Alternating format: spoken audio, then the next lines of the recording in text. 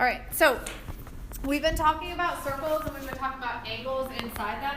Today we're going to talk about segment relationships in circles, so pretty much similar to what we talked about with the angles, except we're talking about segments. So what's a segment?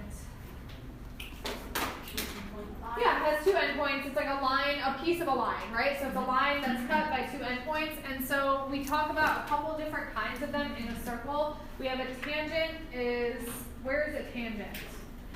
On the circle. It hits it twice. It hits it down. A tangent's outside the circle, so it touches it exactly one time, and it's outside the circle. So in fact, do we have any tangents here? No. Okay, what are these? These are chords. These are chords because they have endpoints. If they kept going, what would they be? Secants. Secants. Kind of sounds like segments, but secants. So secants keep going. They touch a circle twice. All right. Specifically, if it's a chord that goes through the middle, what do we call that? A diameter. A diameter. So a diameter is a type of chord that goes through the middle of a circle. Are either of these, or do either of these appear to be diameters? No, they don't appear to be. What do they do though? What does this mean? That's the sign language for crossing each other. They intersect with each other, right? At what point do they intersect? Q. Okay, so what is one of our chords? Name one of our chords. PR and ST. Is PQ a chord? No. Why is PQ not a chord? Because Q is not where? On the outside of the circle, on the circumference. Okay, so it is a piece of a chord, but it is not the whole chord. Okay, so there are relationships with segments, just like there are relationships with angles. So what we talked about on Tuesday was you had a quiz on Tuesday. One day, at some point in the previous week, maybe before Easter, we talked about these angles, and we said that what can you do with these two arcs to figure out this angle? What can you do with the arc PS and RT? Add them together. If it's outside of the circle, what do? You subtract them. So that's the angle relationships that have to do with segments and secants and chords. But what we're going to talk about today are what you can do with those pieces of the chord. So the relationship here when two chords intersect inside a circle is that AE times EB equals CE times ED. So if you were going to describe that in real words without using letters, how could you describe the formula that's happening here? AE times BE equals CE times ED. So like the AE, yeah. What is AE? It's a second. It's a... No, it's a second chord. No, it's a segment. It's a second. It's part of a chord. Okay. EB is also... It's not reflexive property. It's not a reflexive property, no. They add up to the whole. They don't add up to, but yeah, you're working with the pieces of the whole, right? So we're not talking about the whole thing right here. We're saying that a piece and a piece, if you multiply them, equal piece times piece of the other one. Okay, so when it's inside the circle, piece times piece equals piece times piece. When I say describe in words, I'm just trying to figure out like what are these things that we're talking about? Are we talking about the whole or are we talking about part of it? So here what we're talking about, when the chords are inside and intersect, it's going to be part times part equals part times part. But AE has to go with which one? DE. AE has to go with EB, which means they have to be the parts of the same chord, right? So they have to be the parts of the same chord. So in this case, what would your conclusion be? 6 times 4, because those are parts of the same chord, right? Must equal 8 times x or x times 8. It doesn't really matter. So then how do you figure out x? 6 times 4 equals 24. 24 equals 8x. So then x has to be 3. Because we divide by 8, x must equal 3. Okay, so again, part times part of the same chord equals part times part of the other chord. So that's when you have two chords that do what? Intersect where? At the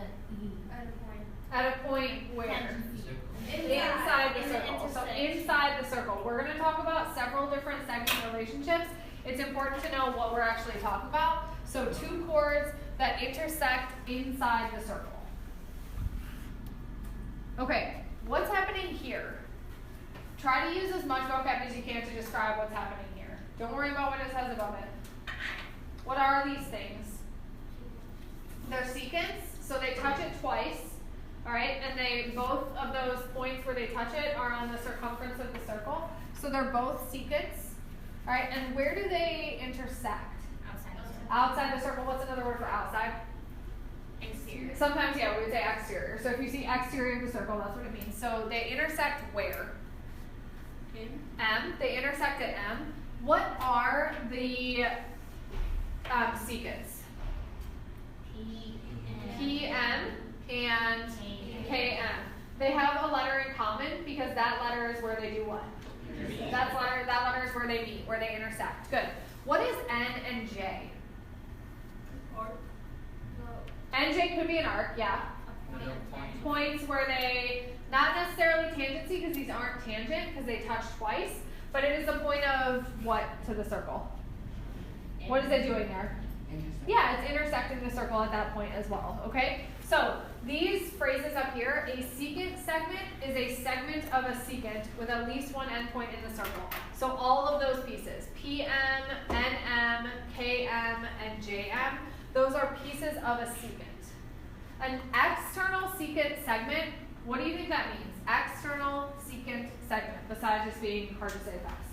It's on the outside. It's the outside. That starts with the point, the second. Starts with the which point? The second one. Okay, when you say second point, give me letters here. What do you mean? N and J. N and J, because it's the one that goes from the circle to where?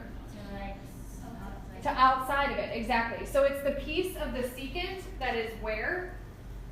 Outside the circle. And how do you know it's outside of it? Because it's called the external secant segment. So external secant segment just means the part of the secant that's outside of the circle. So NM and JM. Okay? Whereas the whole secant is PM and KM. That's the whole secant. External secant segment would be NM and JM. What could we call then, it's not up here, but what do you think we could call PM and KJ? What do you think? Well, they are chords, that's true. That's true, but in terms of like interior or internal secant segment, good, because they would be the part of the secant that's where? Inside. So you could call it that. We don't really need to because you don't really need it for the relationship we're going to talk about. Okay, so the secant-secant product theorem says AE times BE and CE times DE are equal to each other. So again, without using these segments, what are they saying? AE is the what? The whole thing. So the whole thing times the external. So the whole thing times the outside, and then the whole thing times the outside here. And those two things should be equal to each other. So here I would say something like whole times outside equals whole times outside. Okay, so whole times outside. So we use the exterior secant segments times the whole thing. So how do you find the whole thing? You add them up. Yep. So to find the wholes, you add them up. So in this case, what would our conclusion be? Which is 10. So 10 times 5 equals, no, equals? not 10 times 5. 10 times 4. Why is it 10 times 4? The whole thing was 10. The whole thing is 10. And 4 is the outside. And 4 is the outside of RT. this secant that we're talking about. So you've got to do the outside of that one. What you did was close, but you did the outside of the other one. Good. Okay, so how would you do the other part? We do 5x times. equals 5x. So equals, what's the whole? 5x. It's not 5 times x. 5 plus x. 5 plus x. Why is it 5 plus x? Because it's the whole thing. Because how do you have to get the whole? You Add them together. How did we get 10? add We added those together. Okay, times what? 5. 5. So then, why did I put that in parentheses?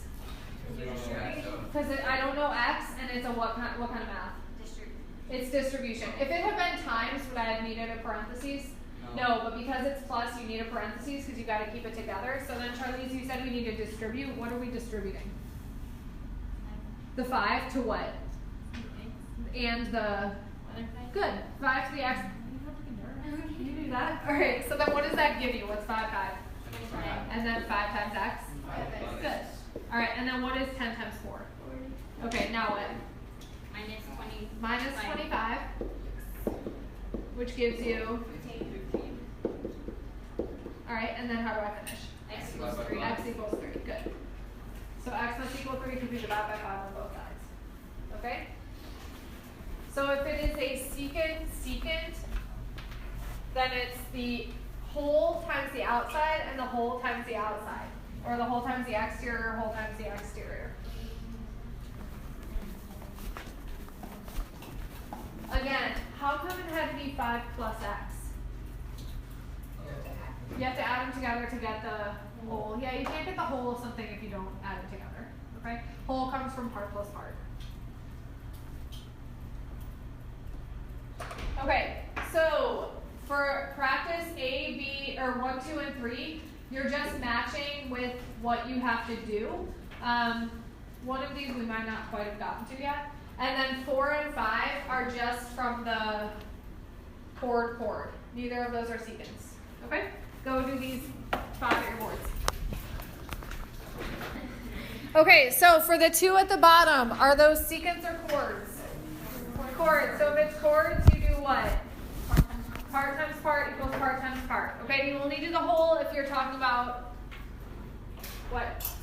Secants, okay? Alright, so in the first practice problem, you had not seen that equation before. That's the one we're going to talk about now. So the next segment relationship is tangent segment and secant. So before we start that, a tangent segment is a segment of a tangent with one endpoint on the circle. So AB and AC are tangent segments. So we knew that before. Those are tangents because they are outside of the circle and they touch it how many times? They just touch it one time. Where is the point of tangency of AB? Where is the point of tangency of AB? B. Why? That's where it touches. So tangent just means touches, right? So tangent starts with a T, so does touch. Tangent, touch. So it touches at B. What's the point of tangency of AC? C. So what would we call A? Exterior. External. It's external, and what happens at A? It's where they intersect. So it's the point of the intersection where the two tangents are. Good. So those are tangent segments. Okay, so the last relationship is a secant-tangent relationship. So when you have a secant and a tangent, there's a relationship between those. Which of those in this circle down here, which of these is a secant and which is a tangent? PQ is the tangent. SQ is the secant. How do you know that PQ is the tangent? It touches one time, and the secant touches twice. Very good. Okay, so the relationship there is AC times BC is equal to DC squared. So if you had to walk me through that in words, what's AC? Secant. The whole secant, right? So we would say whole secant times what? Exterior secant segment. So exterior, so we'll call that outside of the secant. Okay, equals what? DC squared. So what's DC? Tangent squared. Good, very good. So tangent squared. Okay, why do you think I write them like this? Yeah, it always gives you a formula, right? So it's giving you a formula that you can use every time. So the whole secant times the outside secant equals the tangent squared. So then in this case, how would I fill that in? X squared equals 9. So x squared is our tangent. Okay, and then our whole secant is 9, and then our outside secant is 4. Good. What's 9 times 4? 36. So if 36 equals x squared, x equals 6. I'm going to be a stickler for just 1 second here. Is x squared only positive 6? No, It could also technically be negative 6, but since we're talking about measures of a circle, can a measure be negative? No, so in this case we wouldn't. But if we're just talking strict algebra, remember when you square root something, the answer should be, what is this? Negative. Plus minus, which means what? Positive. It could be positive or negative. You could also write it as 6 or negative 6. This is just the lazy man's way to do that. Okay, so plus minus 6 is just the lazy man's way to do that. Again, why do we not really care in geometry that it can be negative 6? Because it's measures, and like you can't have a circle that has a tangent of negative 6. Because does that circle exist? No. Okay, we're talking real measures. All right. So again, in geometry we don't care that much, but when you move on to algebra 2, this stuff becomes really important again. Okay. So when you take the square root of something, it gives you a plus minus. All right. So let me do one more.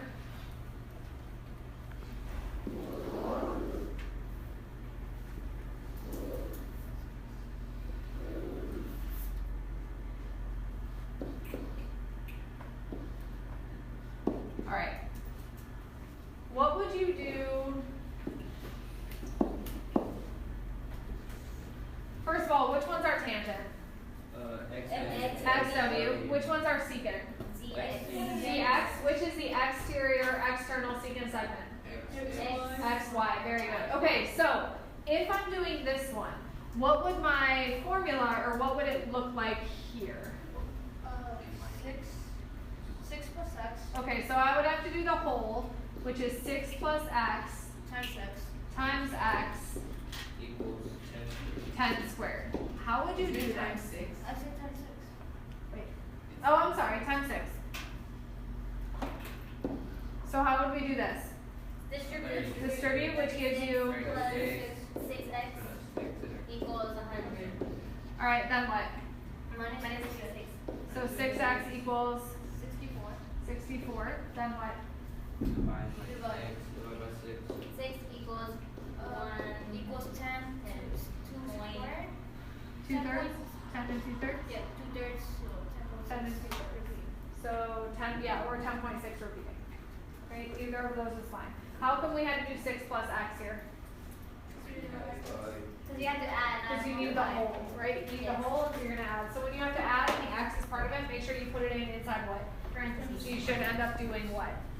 Distributing. But in the test or the quiz, if we do not put the parentheses, we just If you distribute right, but don't put the parentheses, yes.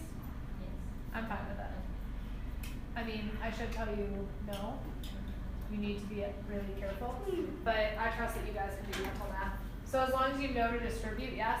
I'll say when people don't put parentheses, which don't take that long to write, then they forget to distribute. And they just do like 6 times 6 or 6 times x. Okay. All right, do these 4. I'll make them bigger at your on the board.